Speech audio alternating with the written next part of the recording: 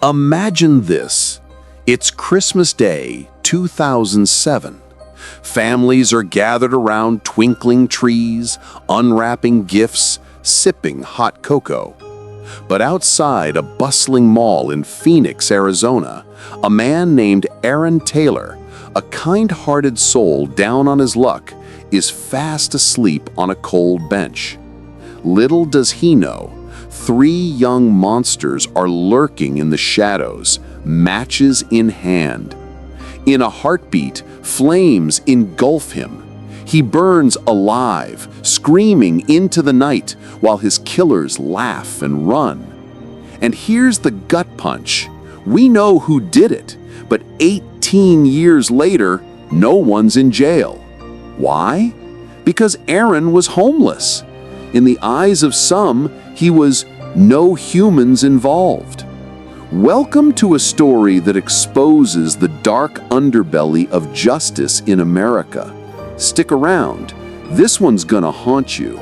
The following video is created for educational and awareness purposes only. Our goal is to revisit unsolved criminal cases and keep their stories alive, in hopes that renewed attention may one day help bring answers, or even justice. We do not intend to accuse, defame, or spread misinformation about anyone involved. All information is based on publicly available sources and media reports. Folks, let's dive right in. The horrific death of Aaron Taylor on that fateful Christmas day in 2007 isn't just another cold case. It's a glaring spotlight on how society fails the most vulnerable among us. Aaron was a homeless man catching some shut-eye on a bench near Paradise Valley Mall when he was allegedly set ablaze by a group of young punks. He didn't die quick. It was agonizing, flames licking his skin as bystanders scrambled to help. But here's where it gets real twisted. This case screams of something called NHI, no humans involved. Yeah, you heard that right. It's a term some in law enforcement whisper about cases involving the homeless, sex workers, addicts, folks society deems undesirable. Critics say if Aaron had been a suburban dad or a CEO, the cops would have turned over every stone. Instead, crickets. Resources skimped, leads ignored. It's like his life didn't count. And that, my friends, is the tragedy we're unpacking today. A murder unsolved not because of clever killers, but because of a system that shrugs at the lesser ones. Buckle up as we retrace Aaron's path from a loving family to the streets and the hell that followed. Aaron's story isn't just about his end. It's about the cracks in our society that let monsters roam free. We'll explore his life, the torment he endured, the brutal attack, and why justice slipped away. If you're into true crime that hits hard and makes you think, hit that like button and subscribe for more deep dives. Let's get into it. To understand the man behind the tragedy, we gotta go back to the beginning. Aaron Paul Taylor was born and raised in Bend, Oregon, a picturesque town with mountains and fresh air. He grew up in a tight-knit family, one of 5 siblings, with parents who cared deeply. But school, it was rough for young Aaron. He struggled academically, always chasing that elusive acceptance from his peers. Like a lot of kids, he turned to the wrong stuff to fit in. Alcohol, drugs, pushing boundaries just to belong. Then came the turning point, a near-fatal motorcycle accident in his early 20s. Picture this, Aaron, mangled and broken, so injured his own mother had to bathe him, change his diapers like he was a baby again. Sources say the crash might have messed with his head, changing his personality in subtle ways. He recovered physically, eventually, but emotionally, things shifted.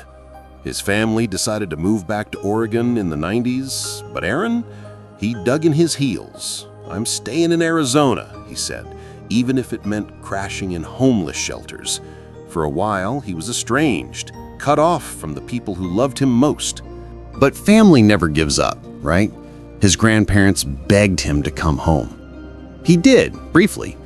Reunited with his parents, even enrolled at Grand Canyon University to get his GED. His mom, Pat, handed him bus fare for classes one day. That was the last time she saw him. Aaron vanished.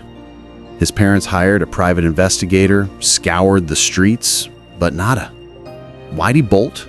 Speculation online points to some deep, undisclosed trauma from his youth, something so horrific he couldn't face it, couldn't stay put. Aaron drifted into Phoenix, embracing life on the streets. And yeah, he hit rock bottom. In the late 90s, he got pinched for burglary. Details are fuzzy, but the 7-year prison stint tells you it was no minor beef. By 2007, at 36 years old, he was out, living rough near Paradise Valley Mall. But here's the thing. Those who knew him post-prison painted a different picture. No more crime. Aaron was a nice guy, they said, kind-hearted, never bothered a soul. He'd hang around in his blue hoodie and baseball cap, chatting with mall employees on their breaks. One maintenance worker remembered him picking up trash, wrappers, bottles, keeping the area tidy like it was his own backyard. Despite the addiction struggles, Aaron tried to be a positive force. He was friendly, endearing, a gentle giant in a world that chewed up the weak. Tragically, that visibility made him a target.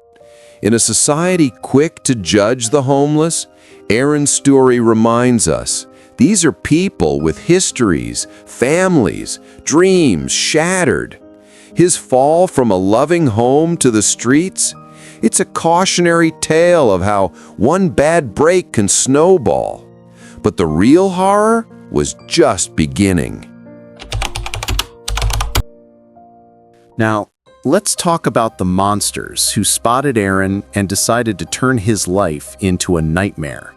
These weren't random thugs. They were local punks. 3 white males, aged roughly 16 to 21, loitering around the mall and strip centers, causing headaches for everyone. To them, Aaron was an easy mark. Vulnerable, homeless, not fighting back. They saw him as their twisted plaything. The abuse started small but escalated fast. Months of hell. Witnesses later spilled the beans. These kids would tape Aaron to benches in broad daylight, restraining him while they laughed. Yeah, duct tape around his arms and legs, leaving him helpless as people walked by. They'd push him around, pour liquids on him, soda, water, whatever, to humiliate him. One time, they hurled him into a fountain, soaking him to the bone. And they exploited his addiction like pros. They'd ply him with booze, get him hammered, then amp up the torment when he was too drunk to resist. Passers-by saw it all. Aaron taped down, struggling, his bullies cackling. But did anyone step in? Nah. Some dismissed him as just a bum. Others feared the punks would turn on them. Aaron? He never swung back, never called the cops. He just dusted himself off, polite as ever, and kept going. This wasn't random bullying, it was systematic torture. Sources call these guys despicable monsters, and honestly, that nails it. They picked Aaron because he was safe. No family nearby, no one to miss him right away. It's a chilling reminder of how the homeless become invisible victims. In 2007 alone, attacks on the unhoused were rampant, but Aaron's case, it built to something deadly. The non-lethal stuff was just foreplay for the Christmas nightmare. Christmas Day, 2007. While the world celebrated joy and peace, Aaron's world erupted in flames. He was in his usual spot, that concrete bench outside the mall, drinking a bit, dozing off as the evening chill set in. Around 6:50 p.m., the trio approached. Witnesses saw them sharing drinks with Aaron. Classic move to lower his guard. Then, the horror unfolded. A passerby overheard one say, "Jesus has to die. It's Christmas." Why? Aaron's long hair and beard gave him a Jesus-like vibe. Sick, right? By 7 p.m., Aaron was out cold from the booze. The punks started flicking lit matches at his beard. One caught. Flames whooshed up, fueled by alcohol they'd poured on him. His body ignited like a torch. The killers bolted back to their nearby apartment, leaving Aaron to burn. Bystanders freaked. A 911 call came in. "There's a man on fire. I thought it was a mannequin at first." A security guard and a Circle K clerk rushed over, ripping off jackets to smother the blaze. But the fire was ferocious, too hot, too fast. Firefighters arrived, found Aaron upright on the bench, still burning. They doused him, yanked him down, started CPR. His clothes melted away, body charred black. He was rushed to the hospital, but it was too late. Aaron inhaled flames and smoke. He burned alive, one of the worst ways to go. This wasn't an accident. It was murder, premeditated by months of hate. And on Christmas, it hits different. A day of love turned into pure evil. The scene was chaos. Firefighters, water, and foam. Life-saving, sure, but it washed away evidence. No forensics left. Aaron's body? So burned, ID took 3 days. A local tipster finally named him. Cops ruled it homicide quick, thanks to witnesses spilling about the prior abuse. They ID'd the suspects fast. 2 brothers, 17 and 20, living with mom nearby, plus their 24-year-old buddy. Local troublemakers, known to police. But here's where it crumbles. Questioning? They denied it all. Parents lawyered up fast. Smart, but deadly for justice. Suspects clammed up. No confession. Security cams missed the dark courtyard spot. Evidence gone with the water. It boiled down to witnesses. But teens were scared. Retaliation fears kept them quiet. No charges. Years later, in 2015, DNA from a suspect? Nada. Scene too contaminated. Hearsay about Braggs? Useless in court.